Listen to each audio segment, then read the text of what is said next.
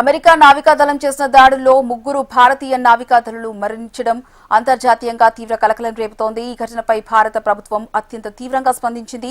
భారత విదేశాంగ మంత్రి జయశంకర్ అమెరికా విదేశాంగ మంత్రి మార్కో రూబియాతో ఫోన్లో మాట్లాడి ఈ దాడులపై భారతదేశం తరపున తీవ్ర నిరసన వ్యక్తం చేశారు.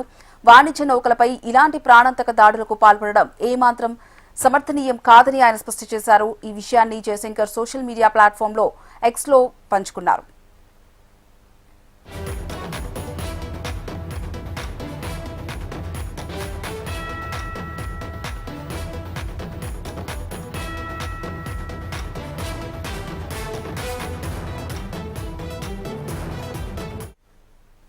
ఈ దారుణ ఘటనపై భారత విదేశాంగ మంత్రిత్వ శాఖ కూడా దూకుడు పెంచింది. ఒమన్ తీరంలో వాణిజ్య నౌకలపై జరిగిన దాడులకు నిరసనగా ఢిల్లీలోని అమెరికా దౌత్యవేత్త జేసన్ మీక్స్ కు విదేశాంగ శాఖ రెండోసారి సమన్లు జారీ చేసి గట్టిగా నిలదీసింది.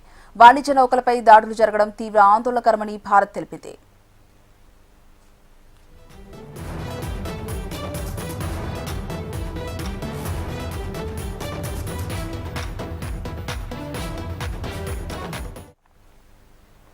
అమెరికా నావికాదళం చేసి దాడుల్లో 3 భారతీయ నావికలు మరణించడం అంతర్జాతీయంగా తీవ్ర కలకలం రేపుతోంది. ఈ ఘటనపై భారత ప్రభుత్వం అత్యంత తీవ్రంగా స్పందించింది. ఇదే అంశానికి సంబంధించి పూర్తి సమాచారం మా కన్సల్టెంట్ ఎడిటర్ శివప్రసాద్ అందిస్తారు. శివప్రసాద్,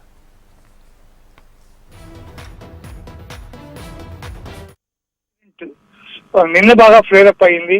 మూడో వ్యక్తి కూడా దాంతో చనిపోవడంతో ఆ వ్యక్తి కూడా వైజాగ్ కి సంబంధించినటువంటి వ్యక్తి కావడం, ఈ మ్యారిటైమ్ కి సంబంధించినటువంటి ఇష్యూస్ అన్నింటిలో కూడా ముఖ్యంగా మెరైన్ కి ఇంజనీరింగ్ లో కానీ లేకపోతే మెరైన్ కి సంబంధించినటువంటి మర్చెంట్ నేవీ వ్యవహారాల్లో కానీ భారతీయులు చాలా ఎక్కువ మంది ఉన్నారు. ఇక్కడ నేపథ్యంలో మొన్న అమెరికా చేసినటువంటి దాడిలో ఓమన్ తీరంలో జరిగినటువంటి దాడిలో 3 చనిపోయారు. అందులో ఒక వ్యక్తి ముఖ్యంగా వైజాగ్ కి సంబంధించినటువంటి వ్యక్తి. సో ఈ 3 భారతీయులు చనిపోయినటువంటి ఇష్యూ గురించి భారత్ చాలా సీరియస్ గా రియాక్ట్ అయింది. అమెరికన్ రాయబార కార్యాలయం నుంచి రాయబారిని పిలిపించి చాలా తీవ్రంగా అతనికి తమ నిరసనని తెలియజేసింది. అదే నిరసనని అమెరికాకి తెలియజెప్పవలసిందిగా కూడా కోరింది.